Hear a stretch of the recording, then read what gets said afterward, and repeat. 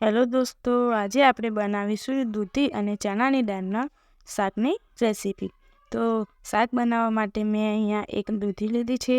આને હવે આપણે મીડિયમ સાઇઝનો પીસમાં કટ કરી લઈશું।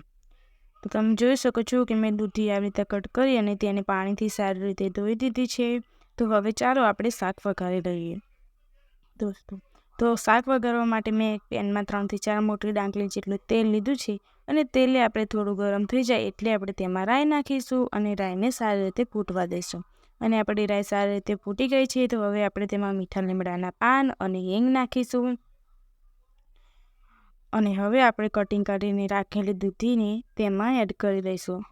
તો દૂધી આપણે એડ કરી દીધી છે તો હવે આ બધી વસ્તુને આપણે સારી રીતે મિક્સ કરી દઈશું। તો આ બધી વસ્તુ મિક્સ કરી દીધી છે તો હવે આપણે તેમાં નાખવા મસાલો તૈયાર કરીશું। તો મસાલામાં મેં લસણ અને ધાણા જીરુંની પેસ્ટ લીધી છે। તેમાં આપણે 1.5 ચમચી જેટલું લાલ મરચું પાવડર એડ કરીશું, અડધી ચમચી જેટલો તેમાં હળદર પાવડર એડ કરીશું, અડધી ચમચી જેટલો આપણે તેમાં ધાણા જીરું પાવડર એડ કરીશું અને હવે આપણે તેમાં સ્વાદ અનુસાર મીઠું નાખીશું અને હવે આ બધા મસાલાને આપણે સારી રીતે મિક્સ કરી દઈશું। તો તમે જોઈ શકો છો કે મસાલો મેં સારી રીતે મિક્સ કરી દીધો છે અને આ બાજુ આપણી દૂધી થોડી સોફ્ટ થઈ ગઈ છે। મસાલો આપણે તેમાં એડ કરી દઈશું। તો મસાલો મેં એડ કરી દીધો છે અને આ બધી વસ્તુને મસાલા સાથે સારી રીતે મિક્સ કરી દઈશું।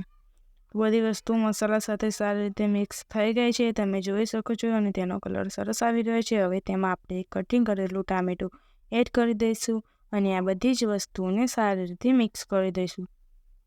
તો મેં બધી વસ્તુઓ સારી રીતે મિક્સ કરી દીધી છે। તો આને ઢાંકીને આપણે 2 થી 3 મિનિટ માટે આને તેલમાં કૂક થવા દઈશું।